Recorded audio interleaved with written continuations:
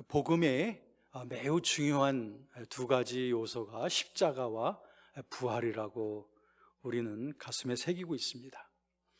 십자가와 그 부활의 차원이 우리에게 어떤 삶의 적용을 주는지에 대해서 확실히 알지 못하면 사실은 우리의 복음의 진리로 살아가는 삶에 힘을 얻을 수가 없습니다. 왜냐하면 우리의 복음적 삶의 그 기본은 바로 그리스도와의 연합에서 시작되는 것이며, 그리고 그리스도 연합의 그 중요한 두 가지 차원이 바로 십자가와 부활이기 때문에 그렇습니다. 오늘 저는 여러분과 함께 우리의 삶과 그리고 사역 속에 이 십자가가 얼마만큼 진실하게 적용되고 있는지를 한번 우리가 스스로 살펴볼 수 있는 그런 시간이 되었으면 좋겠다 생각하고요. 십자가가 너무 피상적인 그런 것으로서만 우리가 생각되어졌던 분이 계시다면, 오늘 이 시간을 통하여 십자가가 정말 나의 삶이고 나의 모든 삶의 순간순간에 호흡과도 같은 그런 옳은 고백이라고 하는 것을 이 시간에 다시 한번 체득할 수 있는 그런 시간이 되었으면 합니다. 네, 오늘 저는 그 십자가, 과거, 현재, 그리고 미래라고 하는 이런 좀 거창한 그 제목을 여러분들에게 소개했는데요. 그 의미는 그렇습니다. 십자가의 차원이란 과거와 현재와 그리고 미래를 다 통합하는 그런 가치가 있다고 하는 것입니다. 좀 더 말씀드리면 십자가가 나의 과거뿐 아니라 현재의 삶의 동력도 되어지며, 그리고 미래의 삶의 목표의 향방을 보여주는 그런 지표가 되기도 한다는 뜻입니다. 자, 아시다시피 성령 하나님께서 이 십자가를 우리에게 운반시켜 주시는 분이십니다. 운반이라고 하는 그 말을 썼는데요, 이 말은 예수 그리스도의 그 십자가 사건, 그 사건이 우리의 삶과 신앙에 적용이 되어지도록 운반해 주시는 분이 바로 성령이시라고 하는 거죠. 그런데 성령께서 이 예수의 십자가 사건을 우리에게 운반시켜 주시려면 성령의 그 초월적인 역사가 꼭 필요한 겁니다.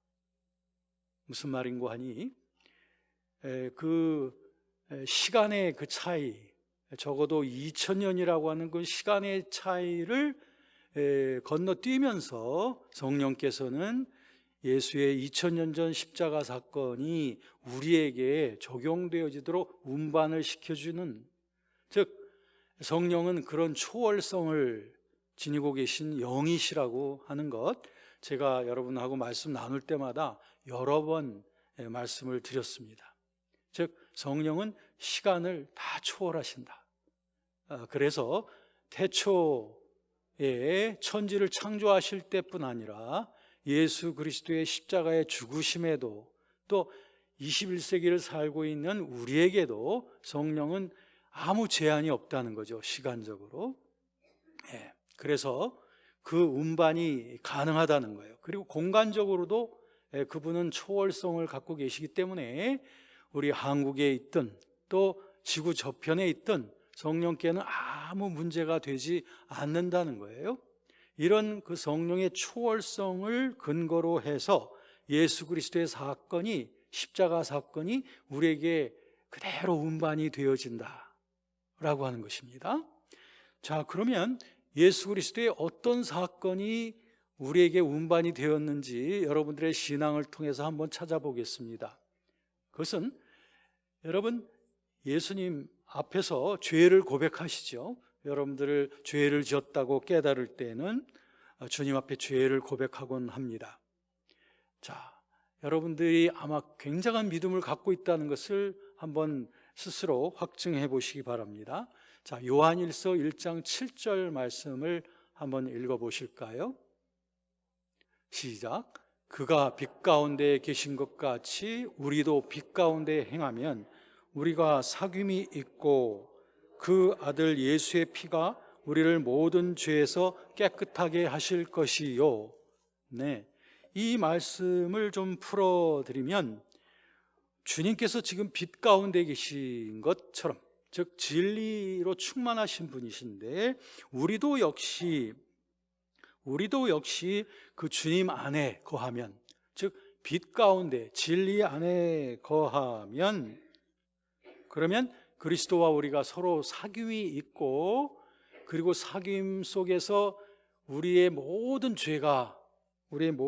죄로부터 깨끗하게 되어진다. 그러니까 7절 말씀은 우리 죄가 깨끗하게 되어지는 그 조건이 무엇이냐 하면은 주님과의 사귐입니다.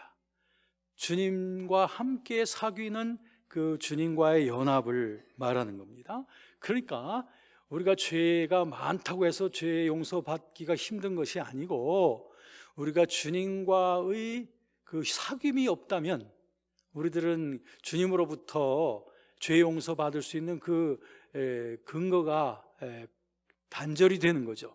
이 사귐을 통해서 그리스도의 다 이루신 피의 공로가, 그렇죠? 7절 말씀에 보니까 예수의 피가라고 그랬지 않습니까?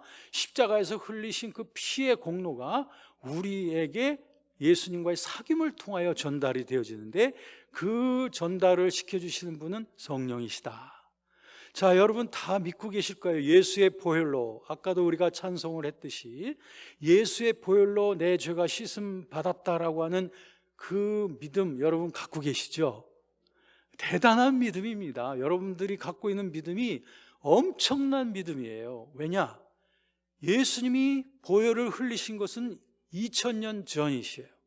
그리고 우리하고는 전혀 다른 지역, 즉 공간적으로도 다르고 시간적으로도 엄청나게 벌어져 있는 그 두 개의 사건, 내가 여기 있고 내가 믿는 내가 여기 있고 예수님의 십자가 사건이 그렇게 시간 공간적으로 떨어져 있음에도 여러분들은 지금 믿고 고백하고 계시죠? 예수의 보혈이 내 죄를 용서해 주셨다. 그렇다면 여러분들 얼마나 대단한 믿음을 갖고 계신 겁니까? 여러분, 눈으로 보고서 믿으실 수 있는 게 아니고 머리로 계산해서 믿을 수 있는 것도 아닙니다. 그럼에도 불구하고 여러분들은 이런 초자연적인 믿음을 늘 고백하면서 살고 있다는 거, 이건 도대체 아주 대단한 엄청난 일입니다. 바로 여러분들 양 옆에 계신 분들, 앞뒤에 계신 분들이 이렇게 아주 초자연적인 세계를 살고 있는 분들이에요. 한번 옆에 계신 분들 얼굴 한번 보십시오. 얼마나 대단한 분들인가. 이 믿음, 엄청난 믿음을 갖고 계신 분들이에요. 네. 자, 그리고 이어서 9절 말씀을 또 한번 보시겠습니다. 시작. 만일 우리가 우리 죄를 자백하면 그는 미쁘시고 의로사 우리 죄를 사하시며 우리를 모든 불의에서 깨끗하게 하실 것이요.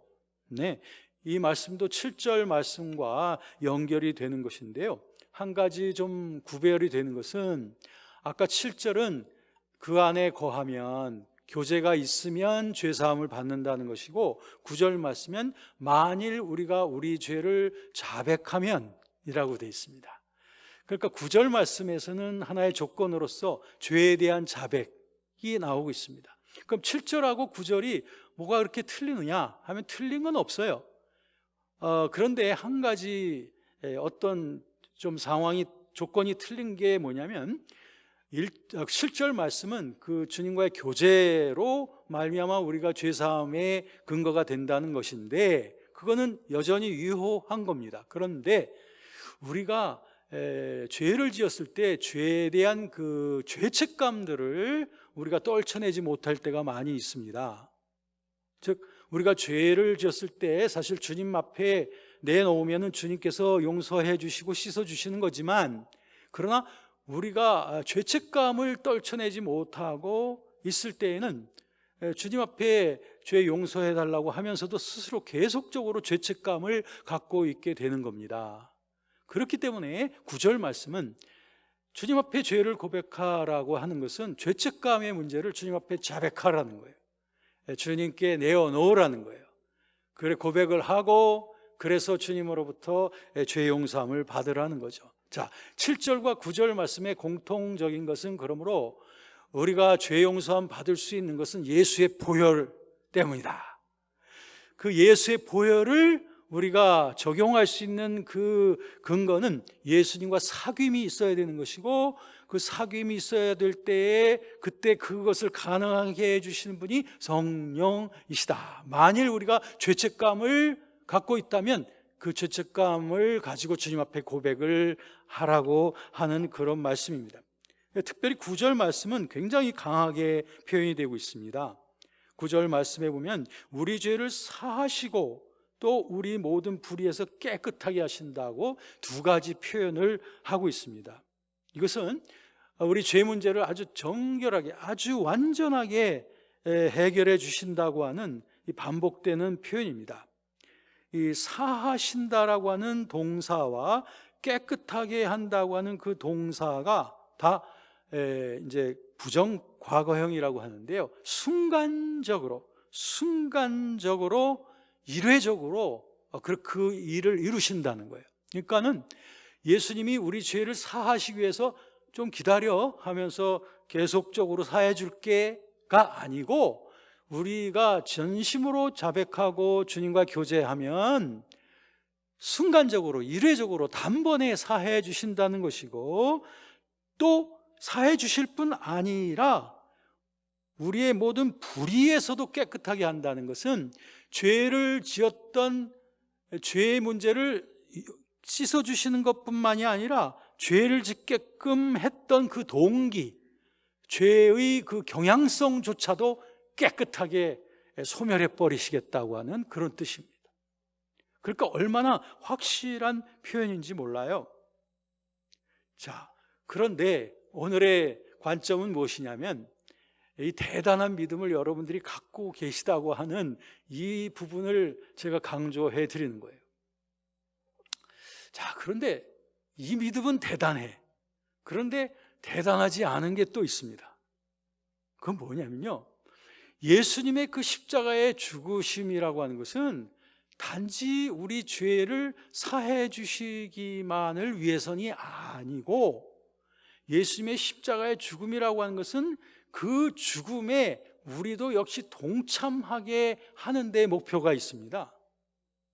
즉, 우리가 예수의 보혈이 우리를 정결하게 해주시는 것 자체만으로 끝나는 것이 아니라 더 나아가서 죄를 짓던 그런 우리의 죄된 옛사람의 경향성을 예수님과 함께 십자가에 못 박히는 경험으로 우리를 초청하는 거예요. 자, 그러면 왜 이게 대단하지 않다라고 제가 말씀드렸는지 아십니까? 여러분들이 죄 용서함 받는다는 거에 대해서는 굉장히 대단한 믿음을 행사하고 있어요. 아, 내 죄를 용서해 주셨어. 주의 보혈이 나를 용서해 주셨어. 대단하죠. 그런데 왜 거기서 끝나느냐 하는 거예요. 그게 아니고 더 나아가서 예수님의 그 죽으심에까지 나가야 되는 거예요. 그 죽으심의 차원은 예수님 혼자의 죽으심이 아니라 그 교제, 예수님과의 교제 속에서 성령의 매개를 통하여 그 예수의 죽음이 나의 죄에 대한 죽음의 차원으로까지 연결이 되는 거예요. 자, 예수의 보혈 때문에, 그 십자가의 보혈 때문에 우리들의 죄가 용서함 받았다면, 예수님의 십자가의 죽음 때문에 나의 옛사람이 죄에 대하여 죽은 것입니다. 그런데 왜 대단하지 않은가? 이 사실을 고백하는 크리스천들이 너무나 적다는 것입니다. 아까 예수 보혈의 사하심에 대해서는 이 믿음을 행사하는 분들이 너무나 많아요. 그런데 예수와 함께 죄에 대하여 죽었다고 하는 이 차원에 대한 고백을 알고 있는 사람들도 너무 적고, 또 이것을 담대하게 고백하는 사람들은 더더욱 적어요. 그러니 예수 죽음의 효과가 우리의 삶 속에서 나타나겠느냐 하는 거예요. 어떻게 나의 옛사람을 죽이기 원하시는 예수의 능력이 내 속에서 역사할 수 있겠느냐는 거예요. 사도 바울을 보십시오. 고린도 후서 4장 10절부터 12절까지 보면 내가 예수의 죽음을 내 몸에 짊어지면 예수의 생명이 또한 내 죽을 육체에 나타나게 하려 함이라. 그러므로 예수의 죽음은 내 안에서 역사하고 예수의 생명은 너희 안에서 역사하느니라.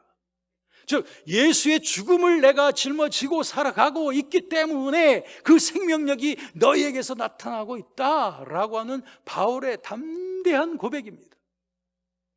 보십시오. 사도 바울이 어디 죄를 용서함 받는 데서만 끝났습니까? 아닙니다. 사도 바울의 고백을 보면 그리스도와 함께 내가 십자가에 못 박혀 죽었나니 그러므로 나는 이제 더 이상 죄에 대하여 죽은 것이다. 하나님만을 향하여 살고 있는 것이다. 그러므로 세상이 나에 대하여 십자가에 못 박히고 내가 세상에 대하여 십자가에 못 박힌 것이다. 그리스도의 예수의 사람들은 육체와 함께 정과 욕심을 십자가에 못 박았느니라.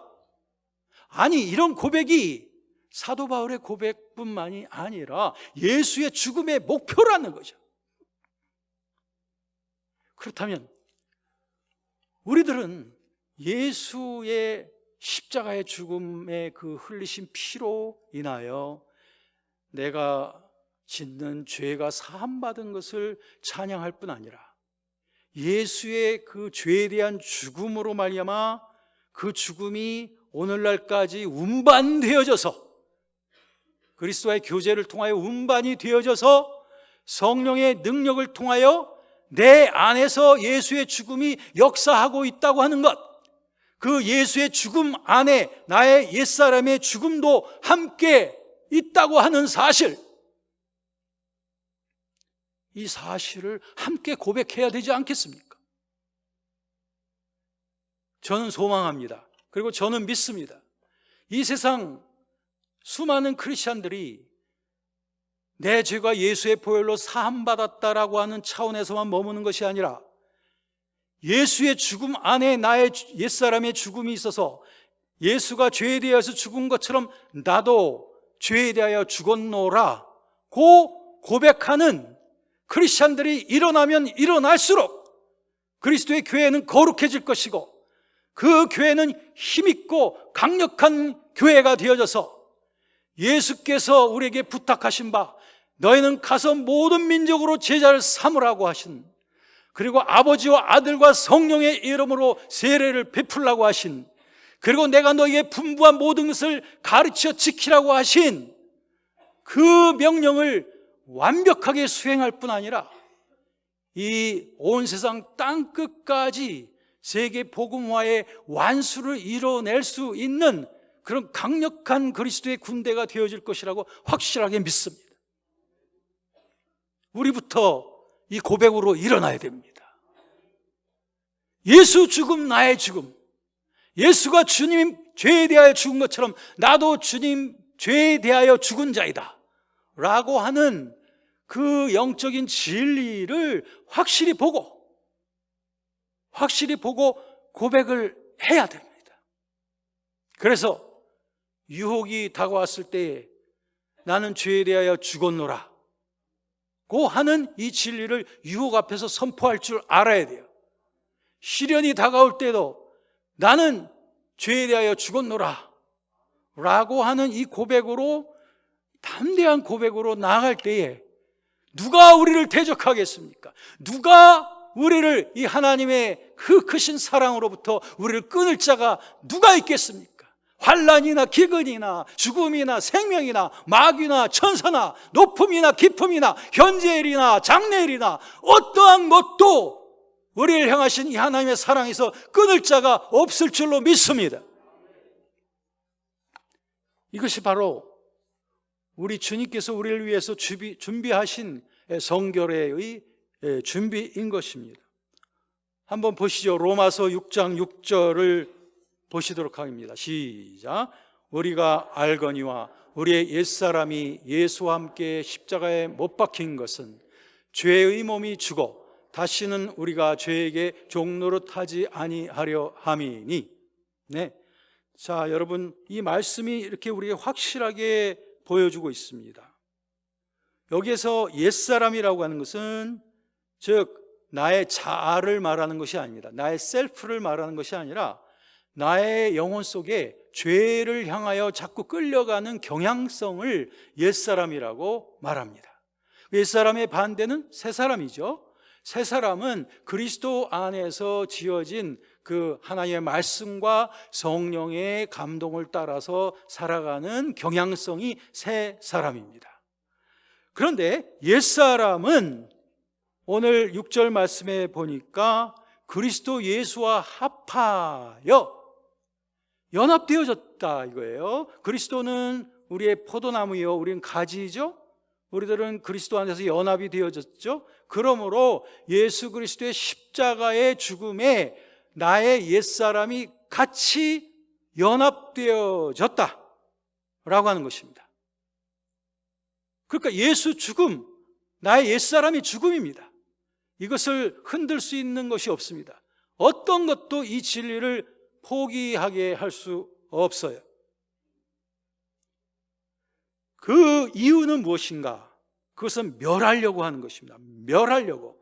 우리 몸이 죄에 의하여 더 이상 종로로 타지 않게 하려고 나의 옛사람을 멸해버린 겁니다. 다시 말씀드릴게요. 우리들은 그리스도와 연합이 되어졌어요. 그러므로 예수님의 십자가의 죽음에도 연합이 되어졌어요. 그 십자가의 죽음에 연합되어진 것은 나의 옛사람입니다. 그러므로 예수가 죄에 대하여 죽으신 것처럼 나의 옛사람은 그리스도와 함께 죄에 대하여 죽은 것입니다. 그러므로 죄의 몸이 멸해진 거예요. 죄의 몸이 끝장난 거라고요. 어떻게 하려고요? 다시는 우리가 죄에게 종노릇하지 않게 하려고. 이걸 다시 뒤에서부터 풀어볼까요? 우리가 다시는 죄에게 끌려다니는 사람이 되지 않게 하려고 주님께서는 죄의 몸을 멸해버리셨어요. 언제? 우리의 옛사람이 예수와 함께. 할렐루야. 이것을 진리라고 믿으십니까? 예수께서 십자가에서 이루신 일이 바로 이 일이라고 확실히 믿으십니까? 그렇다면 예수님의 보혈이 내 죄의 사함을 주시는 것과 똑같이 예수님의 십자가의 죽으심이 나의 옛사람의 죽음을 이루셨다고 하는 것을 믿으십니까? 그렇다면 고백해야죠. 이제 우리의 고백이 남아있는 거예요. 참으로 믿는다면, 참으로 안다면 우리가 알고 보고 체험한 바를 우리가 전하지 아니할 수 없습니다. 내가 정말로 그것이 진리라고 믿는다면, 그것이 참이라고 믿는다면 나는 그 고백을 할 수밖에 없습니다. 이제 여러분, 저와 여러분들은 십자가의 그 죽으심의 차원이 바로 나의 죄에 대한 옛사람의 죽음을 가져왔다고 하는 사실을 분명하게 인식을 했습니다. 한 군데 더 보시죠. 갈라디아서 5장 24절이죠. 시작. 그리스도 예수의 사람들은 육체와 함께 그 정욕과 탐심을 십자가에 못 박았느니라. 네. 그러므로 우리들은 이미 못 박은 자들이에요. 그리스도께서 못 박힌 것처럼 우리도 못 박힌 것입니다. 그런데 제가 전에 언젠가 말씀에서 제가 전했듯이 갈라디아서 5장 24절에 나와 있는 이 동사는 수동태가 아니고 능동태로 되어 있다고 말씀드렸죠. 이것은 못 박혔느니라가 아니라 못 박았느니라. 이 표현은 내가 나 자신을 십자가에 못 박은 것은 아니지만서도 이 능동태의 표현이 우리에게 강조하는 것은 이 고백, 내가 주님 앞에 십자가의 죄에 대하여 못 박혔다고 하는 이 사실을 내가 적극적인 능동적으로 고백하는 것을 의미한다. 그래서 나는 십자가에 못 박았다 라고 표현하게 된다는 것이죠. 여러분, 우리도 그렇게 고백해야 됩니다. 예수께서 십자가에 못 박혔다. 그러므로 나도 예수와 함께 십자가에 못 박혔다. 그러므로 나는 나의 정욕과 욕심을 십자가에 못 박았느니라. 이런 고백이 아주 담대하게 매일 매 순간의 고백이 되어야 됩니다. 얼마나 유혹이 많은 세상을 우리가 살고 있습니까? 그리고 우리 다음 세대들은 얼마나 더 많은, 우리가 경험해보지도 못했던 새로운 종류의 유혹들을 만나면서 살고 있지 않습니까? 이 세대들을 거룩하게 보존시킬 수 있는 그 능력이 어디 있을까요? 세상 어디에도 어떤 사상, 어떤 체계, 어떤 이념, 어떤 정치에도 그것을 줄 수 있는 해방의 능력이 어디에도 없습니다. 그러나 오직 유일하게 이 진리, 그리스도의 십자가의 진리 속에 이 해방의 능력이 있는 줄로 믿습니다. 여러분들의 자녀들로 하여금 이 진리를 분명히 보게 하십시오. 그리고 여러분의 자녀로 하여금 유혹 많은 세상을 살고 있는 여러분의 자녀들로 말미암아 그리스도 예수와 함께 십자가에 못 박힌 이 사실을 즐거움으로, 기쁨으로 담대하게 고백하는 여러분의 자녀들이, 세대들이 되어지도록 축복해 주시기를 바랍니다.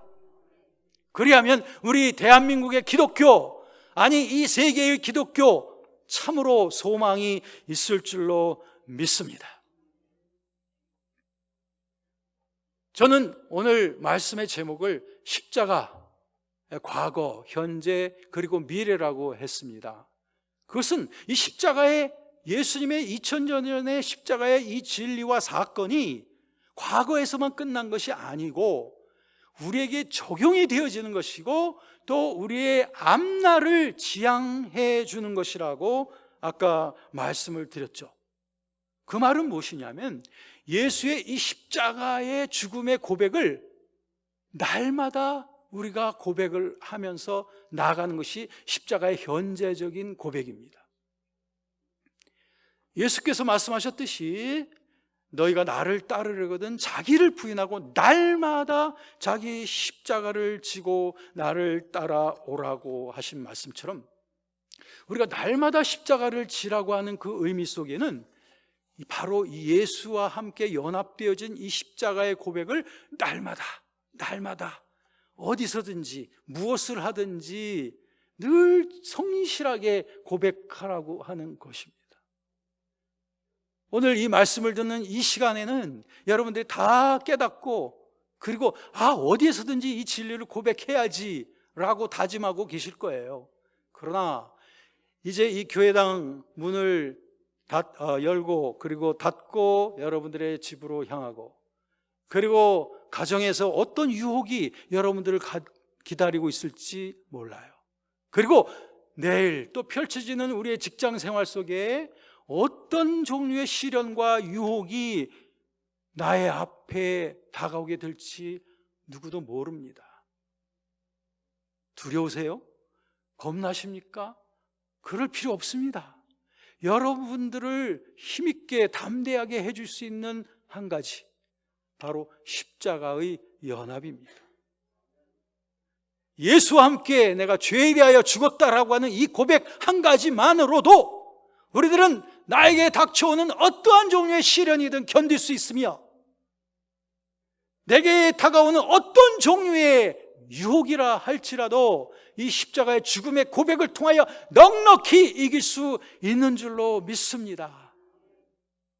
우리 주님께서는 우리와 한결같이 시험을 받으신 자라기 때문에 우리가 당하는 시험을 함께 견디시고 또 우리에게 피할 길을 또한 주시고 시험 당할 즈음에 또한 피할 길도 주시고 감당할 수 있는 힘도 주심으로 말미암아 능히 견디게 하시고 능히 감당하게 하시는 우리 주님이신 줄로 믿습니다. 여러분 담대하게 나아가십시다. 그리고 세상을 향하여 가슴을 확 펴고서 십자가의 군병으로 하나님의 아들 딸로서 두려워하지 마시고 담대하게 나가서 어떤 종류의 시련이든 어떤 종류의 위험이든 어떤 종류의 핍박이든 어떤 종류의 유혹이든 이 십자가로 승리하시는 저와 여러분 되시기를 주의 이름으로 축원합니다. 이것이 십자가의 현재적인 차원입니다. 우리가 감당하는 거예요. 날마다 지고 가는 겁니다. 그러므로 이 십자가를 지고 가는 그 무게, 그 짐의 무게가 있어야 됩니다. 우리가 편하기 위해서 예수님을 믿는 것이 아니라 십자가를 지고 주님을 따라가는 것입니다. 그러므로 날마다 이 십자가의 무게를 느끼십시오. 그것은 그렇게 가볍지는 않을 거예요. 그러나 믿음으로 기꺼이 지겠다고 다짐하시면 하실 수 있을 거예요. 십자가의 무게가 오늘 하루의 삶 속에 나에게 없다면 어쩌면 저와 여러분들은 주님과의 교제가 지금 소홀해졌을 수도 있습니다. 왜냐하면 무릇 경건하게 살고자 하는 자는 핍박을 받으리라 하는 말씀처럼 정말 그리스도의 제자로서의 삶을 날마다 살아가는 자에게는 당연히 핍박이 있고 시련이 있고 그 가는 길에 방해가 왜 없겠습니까? 그것을 다 십자가의 무게로 짐지고 가는 거예요.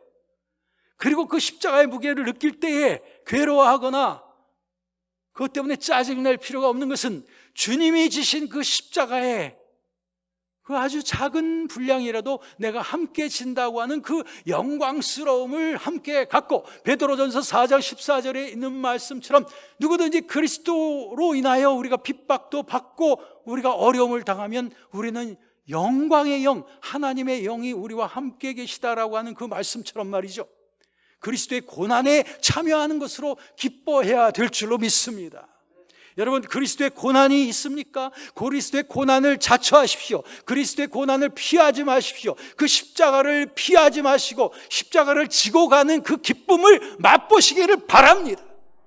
그 십자가를 질 때 그것이 가볍지는 않지만 그 십자가를 지는 그 등의 무게에 그 천사들이 함께하며 담대한 양심으로 하나님께서 우리를 보증해 주며, 그리고 하나님의 성령께서 위로해 주시는 그 위로의 음성으로 말미암아 그 고난과 시련을 넉넉히 감당할 뿐 아니라 기쁨과 영광 속에서 그 일을 해나가게 될 줄로 믿습니다.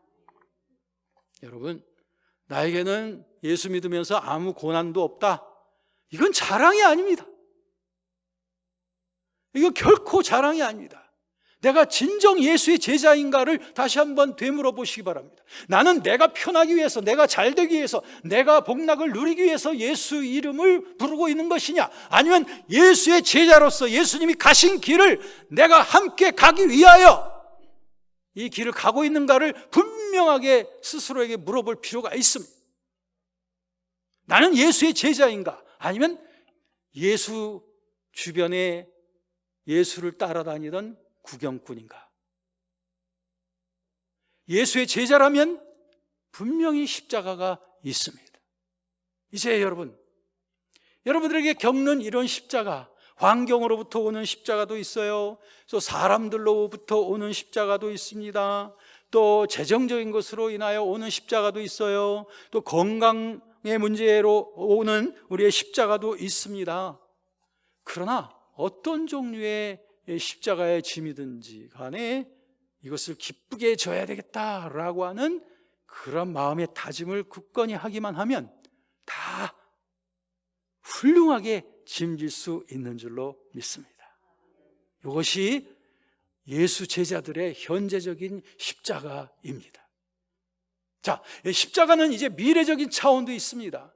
과거의 2000년 전의 사건에서 끝난 것만이 아니라고 그랬죠. 이것은 현재 우리 삶 속에 우리가 짊어지는 십자가라고 그랬죠. 그런데 이것은 미래의 십자가는 이 미래의 우리 삶의 지향성을 보여주고 있습니다. 그것은 무엇인가 하니 예수님께서 가신 길, 그것이 십자가의 길이에요. 예수께서 우리로 하여금 우리도 그 길을 따라오도록 친히 본을 보여주셨습니다. 그러므로 예수님께서 가신 그 길은 넓고 그리고 문이 넓고 광활한 넓은 길이 아닙니다. 그것은 문이 조그맣고 그리고 가는 길도 굉장히 좁아요. 그런데 그 길은 예수께서 가신 그 길입니다. 우리에게도 항상 넓은 길과 좁은 길이 우리에게 항상 내게 선택으로 내 앞에 언제나 펼쳐지고 있습니다. 이럴 때 저와 여러분들은 예수께서 가신 그 생명의 좁은 길을 선택할 줄 알아야 됩니다. 넓은 길이 나에게 호화스러움을 줄 수도 있고 번영을 줄 수도 있고 나에게 건강을 줄 수도 있으며 사람들로부터 박수를 받을 수 있는 길일 수도 있습니다. 그러나 그 마지막 길은 예수의 길이 아니기 때문에 멸망의 길이라는 것을 분명히 알기 때문에 비록 고난과 시련이 있을지라도 예수께서 가신 그 좁은 길, 십자가의 길, 제자의 길을 선택하기를 마다하지 않는 삶, 즉 예수께서 가신 그 길은 이 복음을 통하여 세계를 하나님의 나라로 만들기 위한 하나님의 그 목표를 향하여 그 십자가의 길을 간 것입니다. 예수님께서 예루살렘의 영광을, 왕으로서의 영광을 택하지 아니하시고 십자가 골고다의 그 죽음의 길을 거쳐서 마침내 부활에 이르러 승천하여, 그리고 승천 이후 우리에게 성령을 부어주셔서 이제는 우리들도 우리의 형 되시는 예수 그리스도, 우리의 스승 되시는 예수 그리스도, 먼저 그 부활의 첫 열매가 되신 그리스도의 그 길을 따라가는 마지막 열매, 그 다음 열매들이 되게 하시려고 우리에게 성령을 부어주시고, 그리고 그 본을 먼저 보여주셨던 그 예수님의 길을 우리도 따라가는 것입니다. 그것은 복음으로 온 세계를 복음화하는 그 길에 우리를 초청하신 것이고, 사랑으로 온 세상에 하나님의 나라의 공의와 그리고 하나님의 사랑을 전하는 그 길을 우리에게 먼저 보여주신 것입니다. 우리의 삶의 목표도 그 사랑과 그리고 복음을 위한 그 길에 맞춰져 있는 것입니다. 성령께서는 그 길을 우리에게 부단하게 갈 수 있도록 우리를 이끌어 가시고 감동하시는 분입니다. 여러분 삶의 목표가 무엇입니까?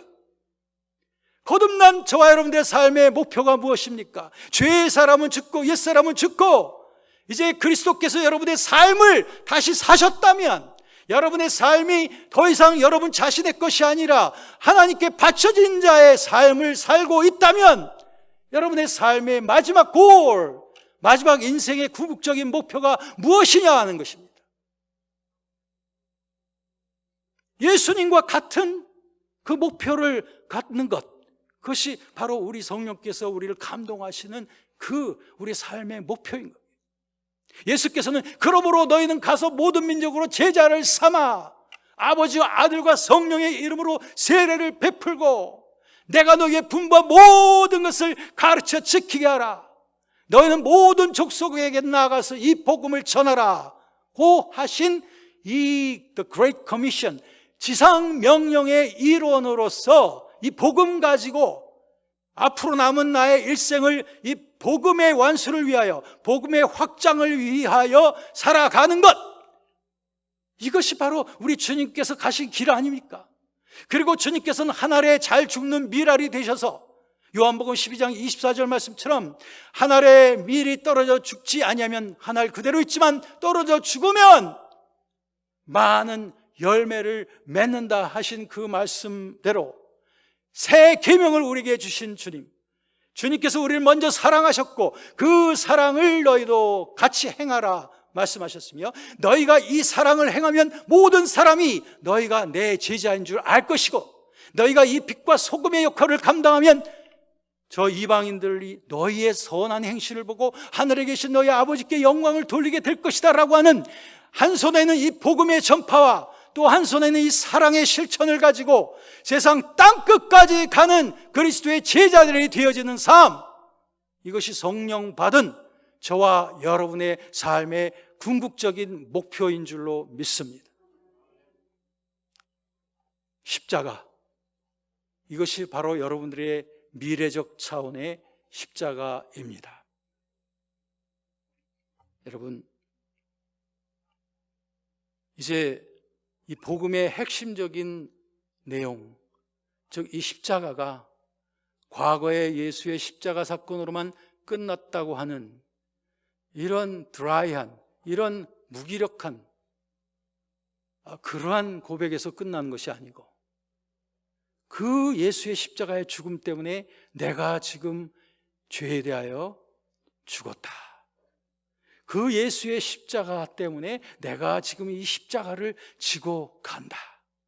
그리고 그 예수의 십자가 때문에 나의 삶의 목표는 사랑의 실천과 복음의 전파를 통하여 온 세상에 하나님의 나라를 이루어가는 것, 그 일을 위해서 나도 비록 작지만 한 모퉁이를 밝히리라 라고 하는 목표를 가지고 인생을 살아가는 것, 이것이 바로 그리스도 제자의 길이요 십자가를 고백하는 우리의 삶인 줄로 믿습니다.